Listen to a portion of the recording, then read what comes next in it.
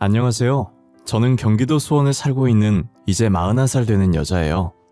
오늘 여러분께 정말 가면을 쓰고 있는 사람처럼 갑자기 돌변해버린 남편에 대해 말해보려고 합니다. 저는 어릴 때부터 헤어 디자이너가 되는 게 꿈이었습니다.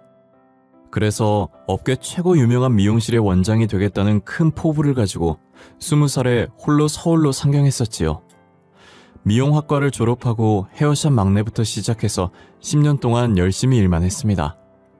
열심히 돈을 모으기 위해 투잡까지 뛰었던 터라 제대로 된 연애는 하지도 못했죠.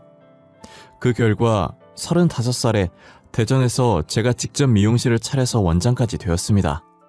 그리고 제 나이 40이 되던 해 남편을 처음 만났습니다. 저보다 10살이나 어린 남편은 대학로 앞에서 술집을 운영하던 사장이었습니다. 평소 친하게 연락하고 지내던 동생이 그 대학교 앞에서 술 마시자고 연락이 왔었어요. 그런데 대학교 옆 술집들이 장사가 잘 되는지 들어가려면 전부 30분씩 기다렸어야 했어요. 걷다가 웨이팅이 없는 술집을 찾게 되었고 그 술집 사장이 남편이었습니다. 생각보다 분위기도 좋고 무엇보다 사장 얼굴이 잘생겼었어요. 키도 크고 얼굴도 잘생긴 데다 사람들에게 친절하고 싹싹하게 잘 하더라고요. 속으로 호감이었는데 아는 동생이 알고 보니 그 사장이랑 친분이 있다고 하더라고요. 사장도 그런 제 마음을 눈치라도 챈 것처럼 저희 테이블에 다가와 말을 걸더군요.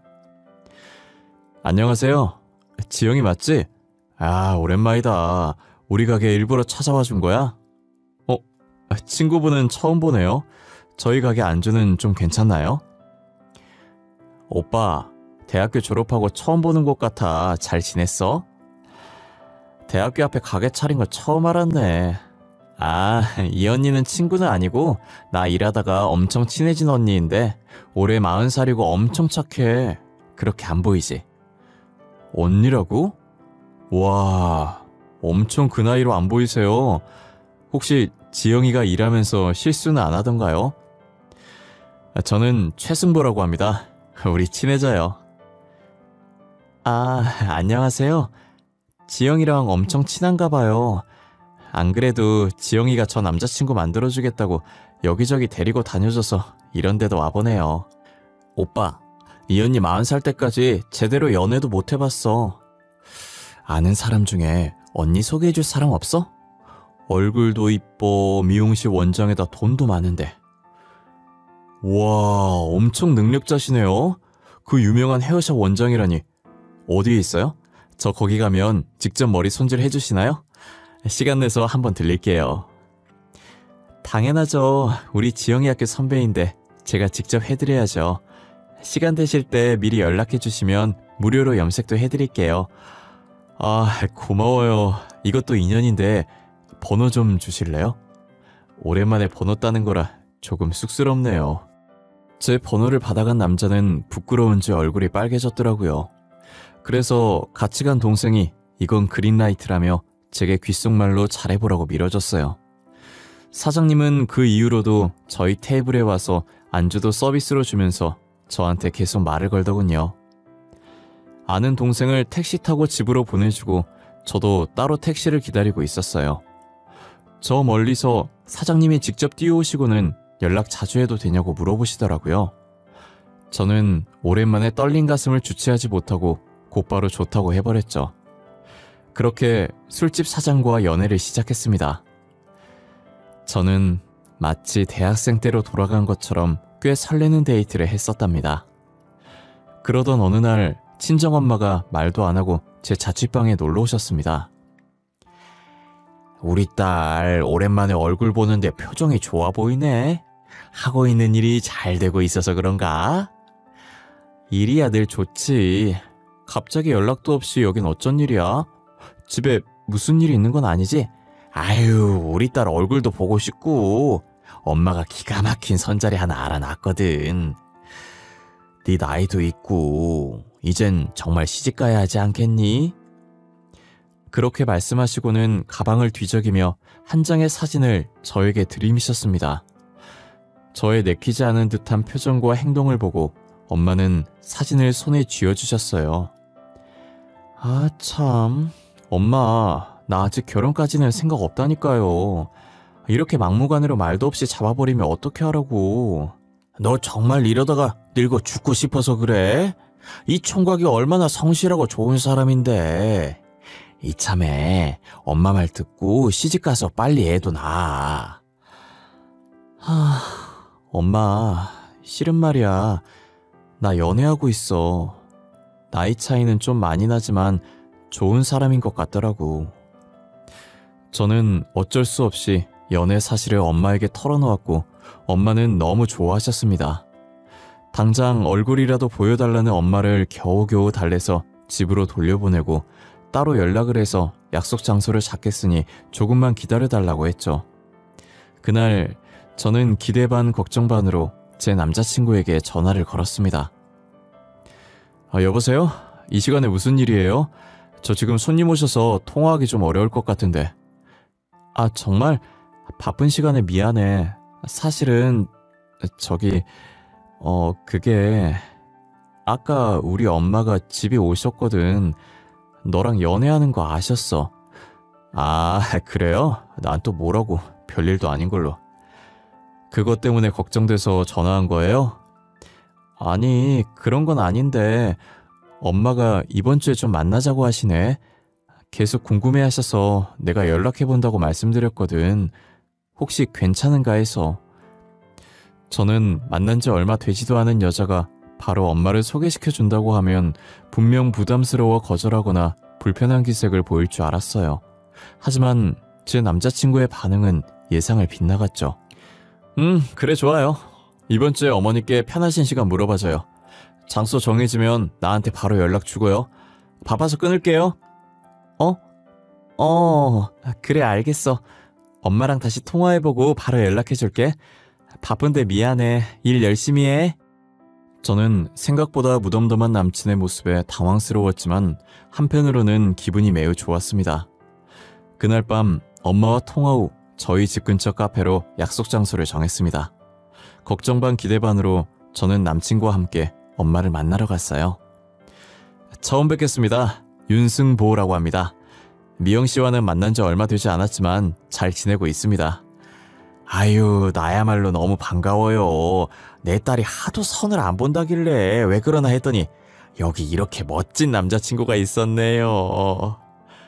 감사합니다. 저도 항상 미영씨에게 신세지고 있어요. 워낙 어른스러워서 제가 많이 의지하고 있습니다. 그날의 분위기는 정말 화목했습니다.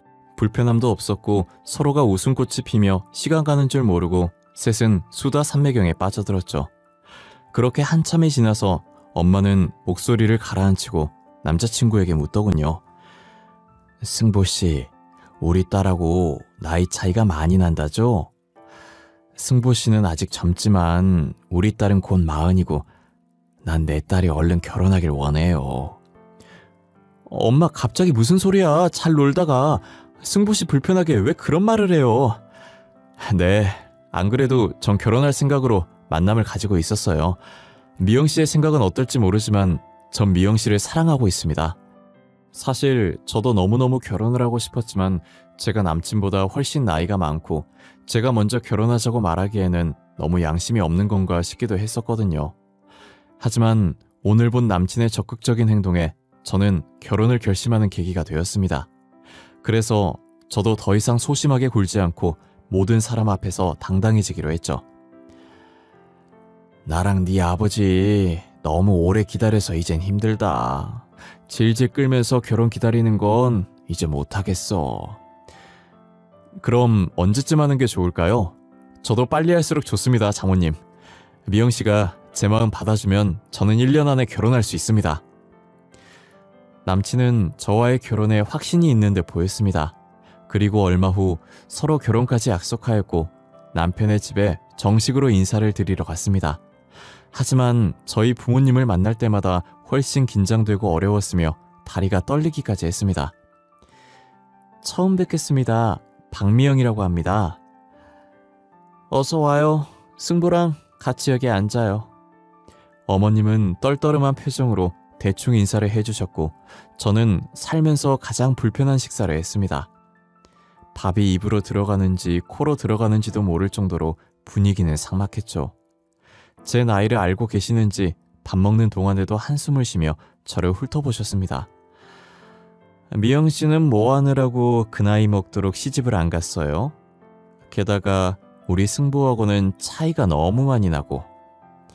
그 분위기를 더욱 삭막하게 만든 예비 시어머니의 한마디가 온 집안을 얼어붙게 만들었어요. 저는 음식을 목구멍으로 넘기지 못하고 물을 몇 모금 마신 뒤 조심스럽게 이야기했습니다. 저는 일하면서 너무 바쁘게만 살아왔습니다. 그러다가 우연히 승부씨처럼 좋은 사람을 만났고요. 맞아. 우리 미영씨 지금 유명한 미용실 원장이란 말이야. 그러니까 바빠서 지금껏 연애를 못한 거지.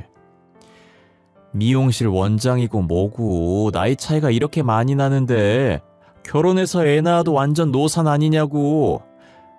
어머니, 그건 저희가 노력 많이 해보겠습니다. 너무 걱정 마세요. 그리고 요즘은 의학도 발달해서 그렇게 크게 어려움은 없을 거예요. 그래, 노산이면 어떠냐? 건강한 아들 한 명 낳아주면 되는 거지. 네 엄마 괜히 너 장가 간다니까 서운한가 보다. 어려울 거라는 예상은 했지만 이렇게까지 어려울 줄 몰랐습니다. 나이가 많아서 분명 탐탁지 않아 하실 거라는 건 알았지만 너무 보수적인 데다 이런 시부모님과 함께 살 수 있을까 싶은 생각도 들더라고요.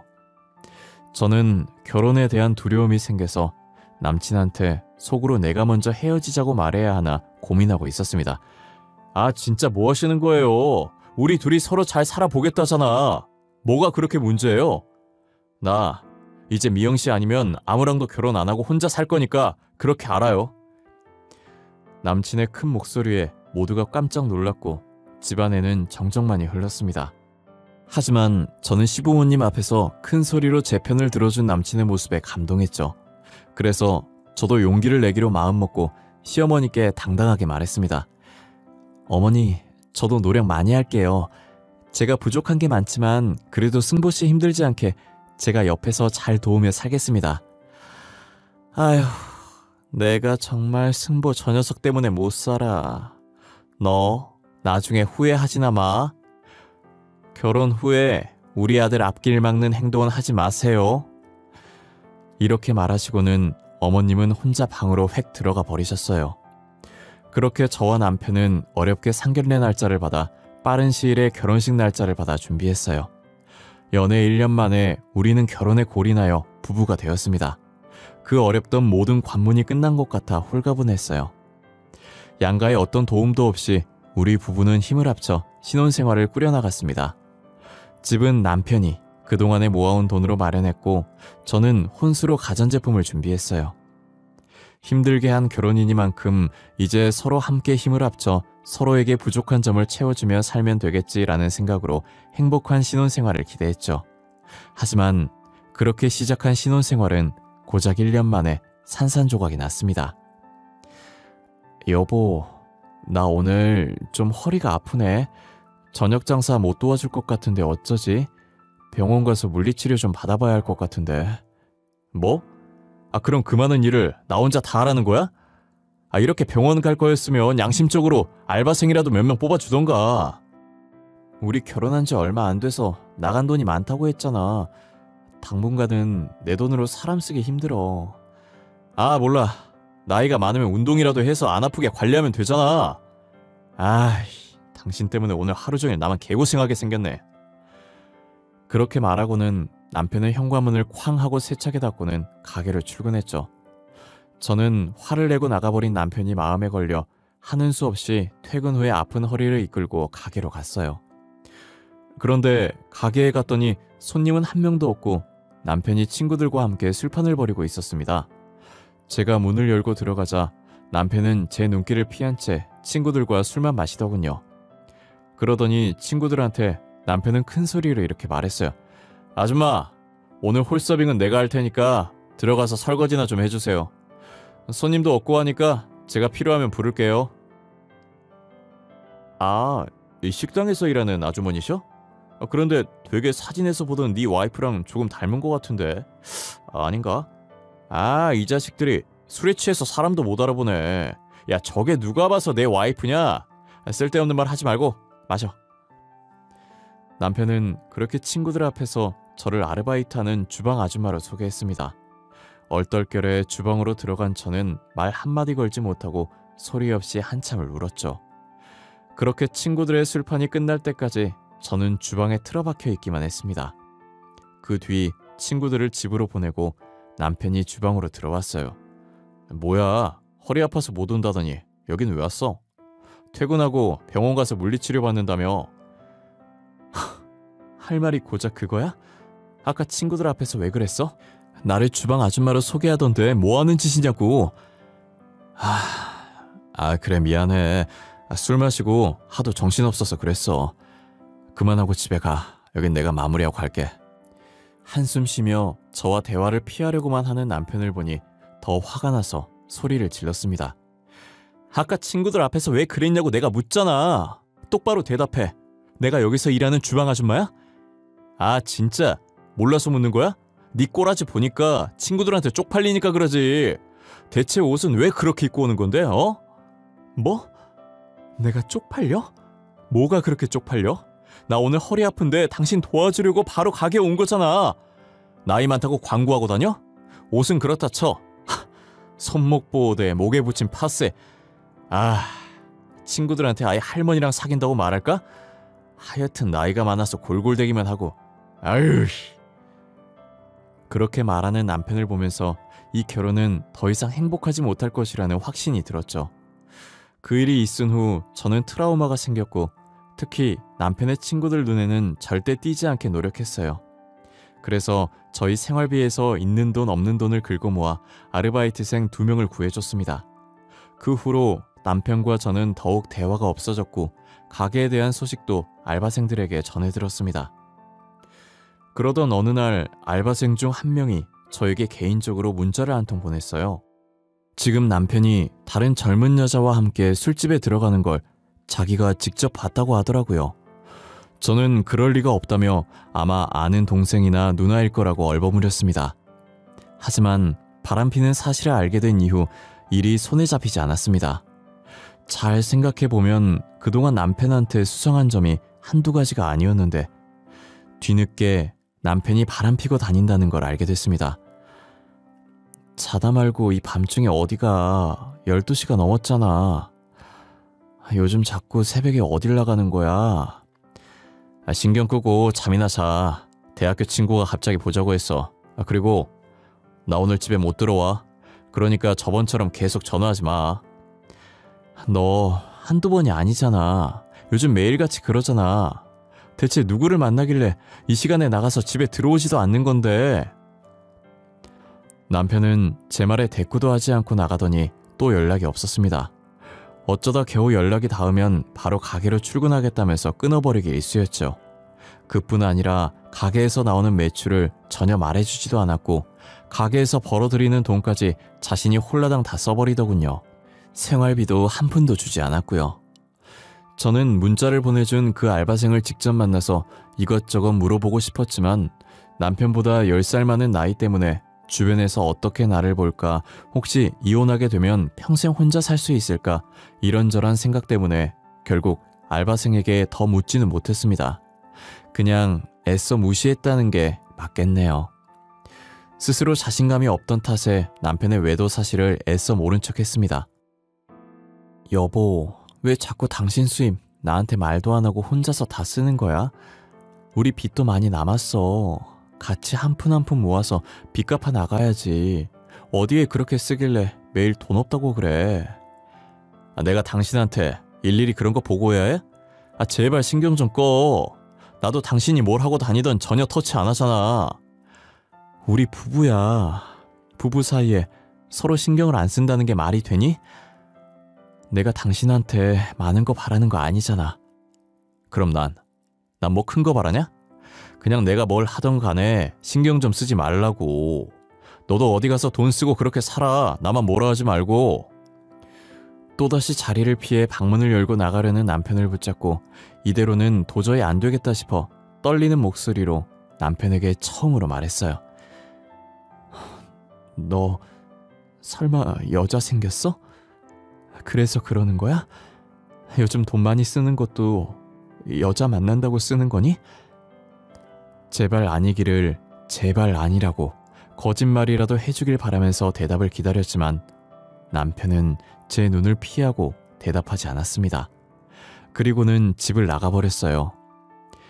그렇게 남편은 한동안 돌아오지 않았고 제가 전화나 문자를 남겨도 답장 하나 없었습니다.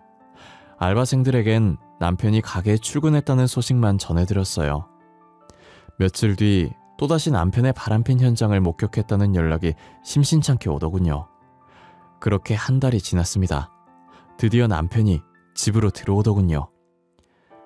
전화도 안 받고 문자도 씹고 뭐 하자는 거야? 내가 얼마나 걱정했는지 알아? 우리 다 터놓고 얘기 좀 하자, 응? 제발 여보. 남편은 애원하는 저를 보지도 않고 침대에 드러누워 핸드폰만 만지작거렸어요. 이제 아예 내 얼굴을 보지도 않네. 너 진짜 이렇게 막 나가는 사람이었어? 이렇게 할 거면 나하고 결혼 왜 했니? 야, 이제 나한테 그 어떤 잔소리도 하지 마. 그럼 또 나가서 네 연락 아예 다 씹어버릴 거야. 남편의 집을 나가버리겠다는 협박에 저는 말을 멈출 수밖에 없었습니다. 하지만 그것보다도 더 참기 힘들었던 건 남편이 이제 대놓고 바람을 핀다는 거예요.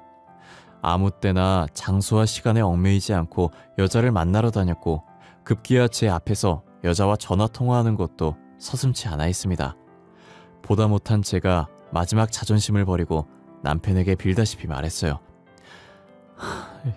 내가 잘못했어 여보. 제발 가지마. 응? 당신한테 잔소리하지 않을게. 당신 귀찮게 하지 않을게. 그러니까 우리 다시 시작해보자. 응? 그만해. 나도 너 때문에 지친다고. 나이 많은 너랑 살면서 내가 얼마나 숨이 턱턱 막혔는지 알아? 나도 이제 어린 여자 만나서 새로 시작하고 싶어. 그러니까 좀 귀찮게 하지 마. 그래도 이건 아니잖아. 난 당신 와이프잖아. 어떻게 그렇게 말을 해? 그 여자가 뭐라고 나한테. 헤어지자. 이제 못 참겠다. 안 그래도 말하려고 했는데 지금 말해야겠네. 내가 만났던 애가 얼마 전 임신을 했어. 그래서 걔랑 결혼해서 같이 키워야 해. 그러니까 우리 이혼하자. 남편의 말을 듣고 충격으로 그 자리에 주저앉았어요. 주저앉은 저를 무시하고 남편은 집을 나가버렸죠. 저는 그 상간녀를 만나 결판을 짓기로 했습니다. 그래서 남편이 자고 있을 때 몰래 휴대폰을 확인해 상간녀의 번호를 저장해 두었습니다. 다음날 직장에 하루 휴가를 내고 남편 몰래 상간녀한테 전화로 만나자고 연락했습니다. 안녕하세요. 이혜진 씨죠? 당신 윤승보 씨 알죠? 만나서 할 이야기가 있으니까 30분 뒤에 화서역 앞에 있는 푸른 카페로 와요. 저는 심장이 마구 뛰었지만 아무렇지 않게 할 말을 하고 끊었습니다. 상간녀를 기다리는 동안에도 긴장돼서 입이 바짝 마르더군요. 얼마 뒤 문을 열고 저 멀리 하늘색 원피스를 입은 예쁘장한 젊은 여성이 들어왔죠. 저는 드디어 상간녀와 마주하게 되었어요. 아무 말도 하지 않는 저를 보고 상간녀가 먼저 말을 꺼내더군요. 저기 우리 승보 씨에 대해 얘기할 게 있으시다고요? 승보 씨는 어떻게 하시는 거예요? 우리 승보 씨요? 젊은 사람이 참 예의가 없네요. 내 앞에서 우리 승보 씨는 아니지 않나? 네? 그게 무슨 말씀이신지. 우리 승보 씨를 아세요? 저는 그쪽 처음 보는 것 같은데 갑자기 그러시니까 당황스럽네요. 우리 남편하고 바람나서 임신까지 했다면서요. 뭐 얼마나 대단한 사랑이길래 안에 있는 남편의 아이까지 임신해요? 네? 뭔가 다른 분이랑 착각하시는 것 같은데 승보씨 미혼이고 저랑 결혼하기로 그저께 약속까지 했어요. 저는 상간녀의 천진난만한 눈을 보고 도저히 참을 수가 없었어요. 게다가 뻔뻔하게 제 앞에서 남편과 결혼을 한다고 하니 저는 미칠 노릇이었죠. 유부남하고 바람피고 다니는 거 부모님도 아세요? 나이도 어린데 벌써부터 그런 짓을 하고 다니면 안 되죠. 아니, 승보씨가 유부남이라고요? 그럴 리 없어요. 승보 씨는 제가 처음이라고 했다고요. 그리고 저랑 함께 살고 있는데 어떻게 그 말을 믿어요? 정말로 유부남이란 건 몰랐다며 눈물을 뚝뚝 흘리는 상간녀의 말에 저는 어이가 없었습니다. 이런 젊고 어린 여자한테 자기가 유부남이란 것도 속이고 대체 무슨 생각으로 그 짓을 한 건지, 그저 불쌍한 여자의 인생을 망쳐놨구나 그런 생각만 들더군요. 그리고 남편에 대한 실망감에 손이 떨렸습니다. 제대로 복수해야겠다고 결심하고는 조용히 핸드폰으로 어플을 켜서 모든 대화를 녹음하기 시작했어요. 그리고 상간녀한테 진정하고 남편에 대해 아는 사실을 전부 말해보라고 했죠. 2달 전에 제가 남자친구와 헤어지고 혼자서 승보씨 가게에서 술을 마셨어요. 승보씨는 제 옆자리로 오더니 제 이야기를 들어줬고요. 저는 두 사람이 나 없이 그동안 얼마나 재미있었을까 하는 생각에 이를 악물었죠.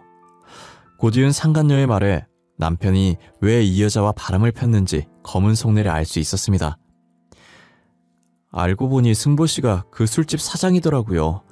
그 건물은 저희 아빠가 월세를 받고 있는데 1층에 세놓고 있다던 사장이 누군지 그때 처음 알았어요. 승보씨는 이것도 우연이라며 제게 번호를 달라고 했어요. 우리 남편 가게가 예진씨 아버지 건물이라고요? 이봐요, 예진씨. 그러면서 뭐 이상한 낌새 못 느꼈어요? 전혀 못 느꼈어요. 우리 아빠랑 친분이 있다고 하니까 마음이 확 풀리더라고요. 말도 잘 통하고 자상해서 전남친보다 더 끌렸어요. 그리고 얼마 지나지 않아 실수로 아이가 생겨버렸고, 그래도 승보씨는 자기가 책임을 져야 맞는 거라며 저보고 결혼하자고 그랬어요. 저는 정말 유부남인 거 몰랐어요. 정말이에요. 남편은 겨우 상간녀의 아빠가 건물주인 거 알고 아내를 버리고서 불륜을 저지른 것이었죠. 상간녀와 결혼까지 하기 위해 철저하게 계획대로 움직인 겁니다. 저는 모든 사실을 알게 되자 배신감과 수치심이 몰려왔습니다. 상간녀는 한참을 울며 이 상황을 받아들이지 못하는 듯 보였고, 충격에 빠져 일어나지 못하는 상간녀를 뒤로하고 저는 카페를 나왔어요. 그리고 바로 근처 부동산 가서 남편 가게 건물주에 대해 물어봤죠. 그러니 공인중개사가 그분이 근처에 엄청난 땅 부자라면서 이 대학로에 원룸 빌라 서너 채는 가지고 있다고 떠들어대더군요. 그래서 혹시 그 원룸 빌라 이름 아냐고 물어보고 검색한 다음 그 빌라에 걸어갔습니다. 도착하니 빌라 입구에 주인 직거래와 상간녀 아빠의 폰번호가 적혀있더군요. 전화해서 딸이 지금 어떤 상황에 처해 있는지 알고 있냐고 물었습니다. 그러니 갑자기 딸에 대해 왜 묻냐고 화를 내길래 전부 사실대로 말했어요. 당신 딸이 지금 내 남편과 바람을 폈고 그 사람의 아이까지 임신한 상태라고요. 처음엔 믿지 않고 화를 내며 오히려 저한테 악담을 쏟아냈습니다. 그러더니 직접 만나고 얘기하자고 저를 자신이 운영하는 대형 카페로 오라고 했습니다. 대형 카페에 들어가니 알바생이 사장님 좀 있으면 내려온다고 하더군요. 5분 정도 기다리니 키 크신 50대 아저씨가 저를 노려보면서 내려왔습니다. 당당하게 사실대로 전부 말했고 방금 녹음한 것까지 들려드렸습니다. 이제서야 현실을 자각하셨는지 제가 앞에 있는데 딸한테 급하게 전화를 하시더라고요. 야, 이예진, 너 지금 어디야? 너 지금 내가 들은 사실이 진짜야? 너 지금 유부남의 아이를 임신한 게 진짜냐고! 아빠가 너 그렇게 키웠어? 아빠 진정하고, 나 정말 그 남자가 유부남인 거 몰랐어. 정말이야. 그 사람이 나한테 작정하고 사기를 친 거라고. 양다리 걸친 것도 난 몰랐어. 아유, 어쩌다 그렇게 된 거야. 내 딸이 미혼모라니. 너 정말 몰랐어? 너 그 애는 어떡하려고 그래? 어? 유부남의 애를 어떻게 혼자 키우려고 그래? 아빠, 그 사람이 나한테 이제 결혼하자고 그러더라. 나한테 유부남인 것도 말 안 해놓고 임신됐으니 나랑 결혼하세. 아빠, 나 어떡해? 상간녀 아빠는 그 말을 듣고 곧장 제 남편에게 전화를 해서 쌍욕을 퍼붓더군요. 얼마나 크게 화를 내던지 주변에 앉아있던 손님들이 기웃기웃거리면서 저희를 쳐다볼 정도였습니다. 흥분을 가라앉히지 못한 채 남편에게 전화를 걸더군요. 네, 사장님이 어쩐 일이십니까? 저한테 먼저 연락을 다 해주셨네요. 조만간 예진씨와 찾아뵙고 드릴 말씀이 있습니다. 너 우리 딸 데리고 무슨 짓을 한 거야? 네가 감히 내 딸 인생을 망쳐? 니깎게 감히? 네? 아니 그게 무슨 말씀이십니까, 사장님? 사기꾼이라뇨? 제가 왜 사기꾼입니까? 긴 말 필요 없고 당신 같은 사기꾼한테 내 딸 시집 안 보낼 거야. 어? 내 딸이 미혼모로 살게 되더라도 절대 안 보낼 테니까 그렇게 알아. 그리고 계약은 끝났으니 그만 내 건물에서 당장 나가. 상간녀의 아버지는 그렇게 일방적으로 통보를 했고 남편은 하루아침에 가게를 나가게 되었습니다. 그 후 다른 가게를 오픈하려고 노력했지만 상간녀 아빠가 입김이 워낙 세서 다른 건물주들도 전화를 피하고 있었죠. 대학로 근처에서 자리 하나 못 구한 남편은 살려달라고 건물주한테 매일같이 연락했어요. 하지만 상간녀도 그렇고 상간녀 아빠도 남편을 아예 만나주지 않았죠. 모든 걸 다 잃었구나 생각이 들었는지 며칠 뒤 남편은 집에 들어와서 무릎 꿇고 빌더라고요. 여보, 그동안 내가 너무 잘못했어. 잠시 미쳤었나 봐. 장사 안 되니까 너무 힘들어서 눈이 돌아갔나 봐. 한 번만 봐주면 안 될까? 이제 와서 왜 그러는 거야? 그렇게 당당할 때는 언제고? 네가 그렇게 원하던 이혼서를 작성해놨으니까 내일까지 지장 찍어놔. 여보, 우리 다시 시작하자. 내가 정말 잘할게. 2번 다시 바람도 안 피우고 당신만 바라볼게. 나 진짜 정신 차렸어. 정말이야. 너 진짜 웃긴다. 늦어도 한참 늦었어. 구질구질하게 굴지 말고 얼른 도장 찍어. 그리고 네 부모님한테는 네가 직접 말해. 저는 남편 얼굴에 이혼 서류를 던지고 친정으로 갔습니다. 엄마는 모든 상황을 듣고는 급하게 결혼시킨 자기 잘못이라며 제 손을 잡고 우셨어요. 아버지도 눈물을 흘리시며 제 손을 잡아주셨습니다. 그렇게 저희 가족은 한참을 울었어요. 엄마가 이혼할 때까지 남편이 있는 그 집에는 가지도 말라고 하셨어요. 따로 집을 구하기 전까지 당분간 친정에서 출퇴근을 하며 다시 일상을 되찾으려 노력했습니다. 미용실 직원들과도 더 힘차게 지내려 노력했고 직원들한테도 굳이 이혼 사실에 대해 숨기지 않았습니다. 그러던 어느 날 미용실에 예기치 못한 사람이 찾아왔어요. 아이고, 미영아, 미영아, 나랑 이야기 좀 하자. 아들이 말한 게 전부 사실이냐? 내가 듣고도 믿기지가 않아서 너한테 찾아온 거야. 그러더니 하는 말은 이혼은 절대 안 된다고 하시는 거예요. 손님들도 여러 명 계신 상태였고 보는 눈도 많으니 얼른 나가라고 말씀드렸습니다. 이미 이 사실을 알고 있는 몇몇 직원들도 어머니한테 돌아가라고 부추겼지만 꿈쩍도 안 하고 우시더라고요. 상황은 심각해져 손님들도 관심을 가지시니 어머니한테 점점 화가 났습니다. 어머니, 정말 왜 이러세요? 아들한테 설명 제대로 못 들으셨어요? 다 그 사람 자초한 일이라고요. 어머니가 이러셔도 바뀔 거 하나 없어요. 아유, 들었어. 그래도 부부가 이런 거 눈 감아주고 사는 거지. 막말로 네가 나이만 그렇게 안 많았어도 아들이 그렇게 한눈 안 폈을 거 아니야. 뭐라고요? 지금 무슨 말 하시는 거예요? 남편 바람핀 게 저 때문이라고요? 제가 몇 번을 참아줬는지 아세요? 우길 걸 우기셔야죠. 아유, 내가 이렇게 빌어도 안 되겠니? 내가 우리 승부를 너무 아낀 나머지 아유, 애가 잠시 미쳤었나 봐. 승부도 지금 반성 많이 했어. 내가 나이도 많고 손주는 보고 눈을 감아야 하지 않겠니? 손주 만드셨잖아요. 잘난 아들이 자기 인생 한번 펴보겠다고 아무 잘못 없는 여자의 꼬드겨서 임신까지 시켜놓고 양심도 없으시네요. 우리 아들이 그러는데 그 아이 유산했대. 이제 너 발목 잡힐 일 없을 거야. 그러니까 제발 눈 딱 감고 한 번만 봐줄 수는 없겠니? 아직 어렸던 상간녀는 남편이 유부남이란 사실에 충격을 크게 먹었던지 자연유산을 했다고 하더라고요. 하지만 그게 저랑 무슨 상관이겠어요. 저는 계속된 시어머니의 난동에 결국 경찰을 불렀고 시어머니는 영업방해로 귀가조치되셨어요. 그 후로 직장에는 찾아오지 않으셨지만 전화와 문자로 여전히 저를 괴롭히셨습니다. 무시하는 것이 최선이라고 생각한 저는 전화와 문자에 일절 답하지 않았어요. 한두 달쯤 지나고서 시어머니의 전화도 남편의 전화도 잠잠해지더군요. 그런데 예전에 일했던 알바생이 전화가 왔길래 받았다가 충격적인 말을 들었습니다. 전 시어머니께서 돌아가셨다는 소식을요. 안녕하세요. 다름이 아니라 사장님이 저한테 어머님 부고 문자를 보내셨더라고요. 저 때문에 그렇게 두 분 헤어지신 것 같아서 저도 마음이 불편하지 않네요. 심근경색으로 급하게 돌아가셨다던데 혹시 모르실 것 같아서 연락드렸어요. 갑자기 왜? 얼마 전만 해도 팔팔하셨는데. 알겠어요. 나도 시간 되면 잠깐 뵙고 와야겠네. 고마워요. 가고 싶진 않았지만 마지막 도리는 지켜야 할 것 같아 전 시어머니 장례식에 갔습니다. 저 멀리 전 남편과 전 시아버지, 그 외 친척분들이 보였고 저는 어머니께 인사만 드리고 조용히 나가려고 했습니다. 그러나 저를 본 남편이 제게 다가와 큰 소리로 말하더군요. 야, 네가 어디라고 여길 들어와? 네가 양심이 있으면 여기로 오면 안 되는 거 아니야? 나도 오고 싶어서 온 거 아니야. 최소한의 도리는 해야 되니까 온 거야. 그러니까 그만하고 조용히 있어. 사람들 다 쳐다보잖아.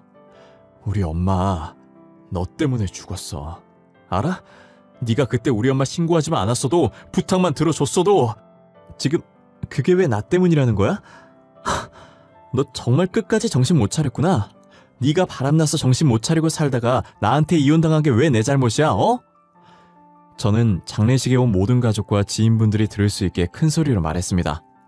당황한 전 남편은 제 말에 할 말이 없었는지 힘으로 저를 끌어내보내려 했죠. 저는 지지 않고 전 남편의 행적을 큰 소리로 말했고 결국 저한테서 무릎을 꿇더군요. 미안하다고 사과하며 제발 그만해달라는 남편을 보니 내가 왜 이런 사람이 좋다고 결혼까지 했는지 정말 후회가 물밀듯이 찾아왔습니다. 우리 두 번 다시 얼굴 보지 말자. 그리고 제발 사람답게 살아. 죄 없는 남의 인생 또 망치지 말고. 이 쓰레기야. 저는 이 말을 끝으로 전 남편과 완전히 연을 끊었습니다. 이혼 소송으로 인해 남편은 위자료와 피해보상금까지 저에게 뱉어내게 되었죠. 가끔 전 남편에 대한 소식을 우연히 들을 때면 어머니가 돌아가시고 나서 폐인이 되어 생활하고 있다더군요. 그 말을 듣고 전 남편이 저지른 죄를 돌아가신 전 시어머니가 받은 것 같아 마냥 속이 시원하진 않더라고요. 저는 늦게나마 시집 한번 가보려 했다가 너무 큰 충격을 받아서 평생 독신으로 살기로 마음먹었습니다. 연애를 몇 번 해도 이 남자가 나 몰래 또 바람을 필 수도 있겠다는 생각에 정상적인 연애가 안 되더라고요. 고작 몇 달 연애하다가 헤어지고를 반복하니 이번 생에 저에게 결혼 운은 없다는 생각이 드네요. 여러분 중에도 나이가 많아서 급하게 결혼을 하시려는 분이 계신다면 정말 말리고 싶어요. 아무리 주변에서 바람을 넣고 부담을 주더라도 자기 인생 대신 살아줄 수 없는 분들이잖아요. 나이가 많아서 확신 없이 급하게 하다 보면 이렇게 실패할 수 있구나를 크게 깨달았답니다. 결혼 전에 반드시 시간을 가지고 신중하게 생각하시면 좋을 것 같아요. 결국 내가 살 인생이고 누가 책임져 줄 수는 없는 일이니까요. 지금까지 제 긴 사연 읽어주셔서 너무 감사드립니다.